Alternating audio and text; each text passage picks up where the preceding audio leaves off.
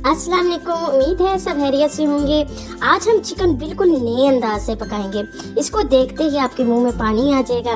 इस कदर लजीज, जायकेदार और कम मेहनत में बनने वाली रेसिपी है कि आपका दिल चाहेगा कि आप अभी बनाएं और अभी खाएं। बिल्कुल नरम, सॉफ्ट, बगैर प्रेशर कुकर के देसी चिकन में आपके साथ रेसिपी ऐसी शेयर करने जा रही हूँ देसी चिकन बनाने की कि आप भी इसे बनाने और खाने पर मजबूर हो जाएंगे। बहुत ही लजीज और जायकेदार रेसिपी आज आपके साथ शेयर करने जा रही हूँ। चैनल पर नहीं है तो चैनल को सब्सक्राइब कर लें और वीडियो को कर लें अभी से लाइक। तो आइए शुरू करते हैं। देसी चिकन बनाने के लिए यहाँ पे मैंने 3 पाउच चिकन लिया है। ये देसी चिकन है और इसको मैंने बड़े बड़े पीसेस में इस तरीके से कटवा लिया है। आप चाहें तो आप इसको छोटे पीसेस में कटवा लें, जिस शेप में आपको पसंद हो। अच्छे से वॉश करना है और इनको किसी बास्केट में रख के इनका इजाफी पानी जो है वो खुश्क कर लेना है, निकाल देना है। अब एक बर्तन लेंगे खुला। आप इसके लिए मिट्टी का बर्तन भी ले सकते हैं, सिल्वर, स्टील, कोई इशू नहीं, कोई भी बर्तन ले लें आप। मैं यहाँ पे नॉन स्टिक ये छोटा पैन ले रही हूँ। इसमें शामिल करेंगे और इसमें हम ऐड कर देंगे 2 प्याज। छोटे साइज़ के मैंने ये प्याज लिए हैं और इन दोनों को शामिल करने के बाद जो है हमें लहसुन लेना है। लहसुन भी 1 गड्डी पूरी इसमें शामिल करेंगे। काटने और छीलने की कोई ज़रूरत नहीं। आप देखिएगा ये इस तरीके से बहुत ही ज़बरदस्त बनकर तैयार होगा। 3 अदद सब्ज़ मिर्चें ली हैं, इनको भी साबुत ही ऐड कर रही हूँ मैं। इसके साथ ही हम इसमें 1 टमाटर हाफ करके शामिल करेंगे।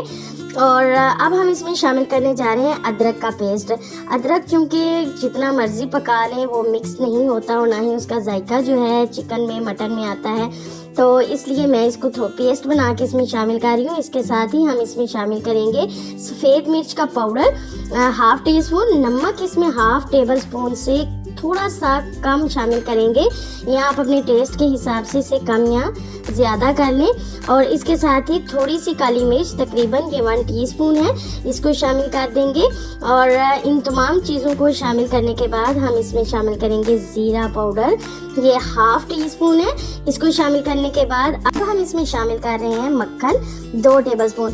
अगर आप कोई ऐसा मीट ले रहे हैं, गोश्त ले रहे हैं जो चिकनाई वाला है, फैट वाला है, तो उसके लिए आपको मक्खन शामिल करने की ज़रूरत नहीं है। लेकिन क्योंकि देसी मुर्ग जो है इसमें चिकनाई बहुत कम होती है, इसलिए थोड़ा सा आप इसमें मक्खन शामिल कर लें, देसी घी शामिल कर लें, या कोई भी वो ऑयल घी जो आप घर में इस्तेमाल करते हैं इसमें थोड़ा सा शामिल कर दें। 2 गिलास हम इसमें पानी के ऐड करेंगे और पानी को शामिल कर देने के बाद आपने इसको तेज़ आंच पे 1 उबाल आने तक पकाना है। जैसे ही इसमें उबाल आ जाएगा तो आपने आंच बिल्कुल आहिस्ता कर देनी है। जैसे आप चावल बनाते वक्त दम लगाते हैं, इस तरह आपने आंच करनी है। इसको ऊपर से अच्छे से कवर करना है। इसमें कि इसके ढक्कन में जो 1 आध सुराख है उसको भी आप कोशिश करें कि इसको बंद कर दें, ताकि इसकी तमाम भाप जो है इसके अंदर ही इकट्ठी होती रहे।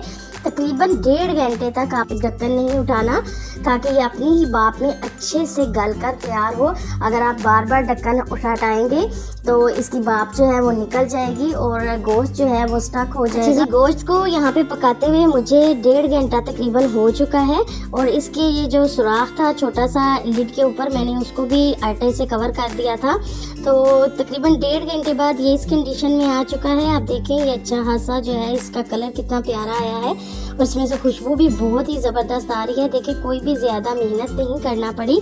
अब इसमें एक बार हम चम्मच चला लेंगे। चम्मच चलाने से इसमें प्याज और टमाटर वगैरह जो है वो अच्छे से मिक्स हो जाए। मज़ीद अब हम इसे आधे घंटे के लिए दरमियानी आंच पे पकाएंगे, ताकि इसका पानी जो है वो भी खुश्क हो जाए। आपको आधा घंटा मज़ीद इसे पका लेने के बाद मैंने इसे डिश आउट कर लिया है। इसे सर्व करने से पहले आप इस पर सब्ज़ मिर्चें बारीक कटी हुई शामिल करें और अगर आपको ज़रूरत महसूस हो तो थोड़ी सी मज़ीद काली मिर्च का पाउडर जो है इसमें शामिल कर दें। आप देखें बहुत ही सॉफ्ट और नरम ये गोश्त बन के इस तरीके से तैयार होता है और अपने ही पानी में पककर तैयार होता है। बहुत ही मज़ेदार बनता है। आप इस रेसिपी को ज़रूर ट्राई कीजिएगा। यकीन करें, आपने अगर एक बार इसे ट्राई कर लिया तो हर रोज़ आपका बनाने और खाने को इसका दिल चाहेगा। तो आप भी इस रेसिपी को ज़रूर ट्राई कीजिएगा। वीडियो अगर पसंद आई है तो वीडियो को लाइक करना, शेयर करना और अगर चैनल पर नहीं है तो चैनल को सब्सक्राइब करना मत भूलिएगा। अगली वीडियो तक के लिए मुझे दें इजाज़त। अल्लाह हाफिज़।